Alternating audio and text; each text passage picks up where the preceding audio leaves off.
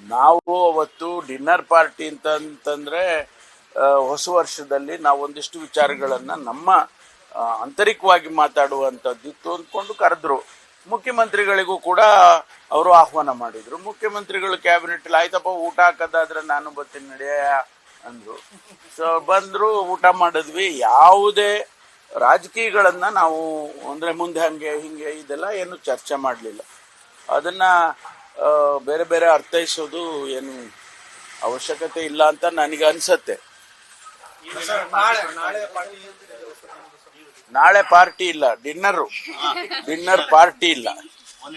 ನಾವು ಮುಂದಿನ ದಿನಗಳಲ್ಲಿ SC/ST ಸಮಾವೇಶ ಮಾಡಬೇಕು ಅಂತ ಉದ್ದೇಶ ಇಟ್ಕೊಂಡಿದ್ದೇವೆ. ಯಾಕೆ ಅಂದ್ರೆ ನಾವು ಚುನಾವಣೆಗೆ ಮೊದಲು ಚಿತ್ರದುರ್ಗದಲ್ಲಿ SC/ST ಸಮಾವೇಶವನ್ನ ಆಯೋಜನೆ ಮಾಡಿದ್ದು.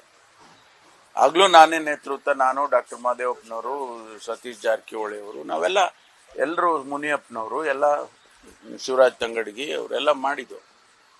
ಅದು ಒಂದು ರೀತಿಯಲ್ಲಿ ಚುನಾವಣೆ ಆದಮೇಲೆ ನಾವು ಈ ಥ್ಯಾಂಕ್ಸ್ ಗಿವಿಂಗ್ ಅಂತ ಮಾಡಲೇ ಇಲ್ಲ. ಅಧಿಕಾರ ಬಂತು, ಅಧಿಕಾರ ಆದ್ಮೇಲೆ ಎಲ್ಲ ನೀವು ಕೂತ್ಬಿಟ್ರಿ ಅಧಿಕಾರದಲ್ಲಿ ಅಂತ ಬಹಳ ದಿನದಿಂದ ಆ ರೀತಿ ಮಾತುಗಳು ಬರ್ತಾ ಇತ್ತು. ಅದಕ್ಕೆ ನಾವು ಅಂದ್ಕೊಂಡು ಆಯ್ತಪ್ಪ, ಈಗ ಮಧ್ಯದಲ್ಲಿ ನಮಗೆ ಗ್ಯಾಪೇ ಸಿಗ್ತಾ ಇರಲಿಲ್ಲ. ಇಲ್ಲ ಸದನ ನಡೆಯೋದು, ಅಧಿವೇಶನ ಬರ್ತಾ ಇತ್ತು, ಅಥವಾ ಇಲ್ಲ ಯಾವುದೋ ಚುನಾವಣೆ ಬರ್ತಾ ಇತ್ತು, ಹೀಗೆಲ್ಲ ಆಗ್ತಿತ್ತು. ಅದಕ್ಕೆ ನಾವು ನಾಳೆ ಎಲ್ಲ MLAಗಳನ್ನ, SC/ST ಸಮುದಾಯದ MLAಗಳು, XMLAಗಳು ಮತ್ತು ಅದಕ್ಕೆ ಸಂಬಂಧಪಟ್ಟಂತ Pradesh Congress, it's going to be a party function. Party ಇದರಲ್ಲೇ ತಗೊಂಡು ಮಾಡ್ತೀವಿ. ಆಮೇಲೆ ಬೇರೆ ಬೇರೆಯವರು ಬರ್ತಾರೆ, ಪಾರ್ಟಿ ಜೊತೆಗೆ ಬೇರೆಯವರು ಬರೋದಕ್ಕೆ ಸಾಧ್ಯತೆ ಇದೆ. ಅದು ನಾಳೆ ಪೂರ್ವಭಾವಿ ಸಭೆಯನ್ನು ಕರೆದಿದ್ದೇವೆ. ಏನು ತೀರ್ಮಾನ ಮಾಡ್ತಾರೆ ಅವರು, ಎಲ್ಲಿ ಮಾಡಬೇಕಾ ಬೇಡವಾ, ಮತ್ತು ಮಾಡೋದಿದ್ರೆ ಎಲ್ಲಿ ಮಾಡಬೇಕು, ಇದೆಲ್ಲ ಸ್ವಲ್ಪ ಚರ್ಚೆ ಮಾಡ್ತೀವಿ. ಅದು ಆ ಟೈಮ್ನಲ್ಲಿ 7 ಗಂಟೆ ಕರೆದಿದ್ದೀವಿ. 7 ಗಂಟೆ ಅಂದರೆ ಮುಗಿಯೋದು 1-2 ಗಂಟೆ ಆದರೂ ಚರ್ಚೆ ಆಗುತ್ತೆ. ಆದಮೇಲೆ ಊಟ ಮಾಡ್ಬೇಕಲ್ಲ, ಎಲ್ಲೋ ಒಂದು ಕಡೆ ಊಟ ಮಾಡಬೇಕು. ಅದಕ್ಕೆ ಅಲ್ಲೇ ಮಾಡ್ರಪ್ಪ ಅಂತ ಊಟಕ್ಕೆ ಏರ್ಪಾಟ್ ಮಾಡಿದ್ದೀವಿ. ಯಾವ ಬೇರೆ ಸಚಿವರು? SC/ST ಅಲ್ಲದೆ ಬೇರೆಯವ್ರಿಗಿಲ್ಲ.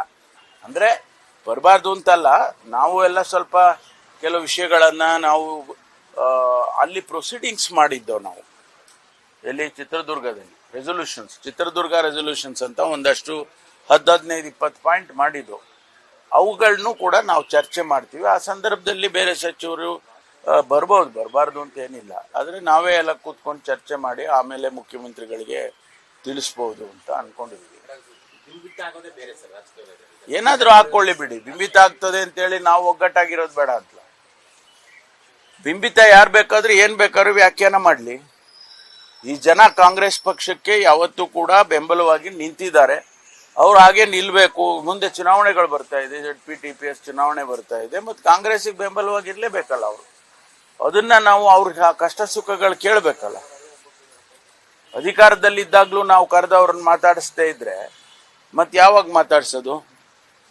ಅದಕ್ಕೋಸ್ಕರ ಮಾಡಿ.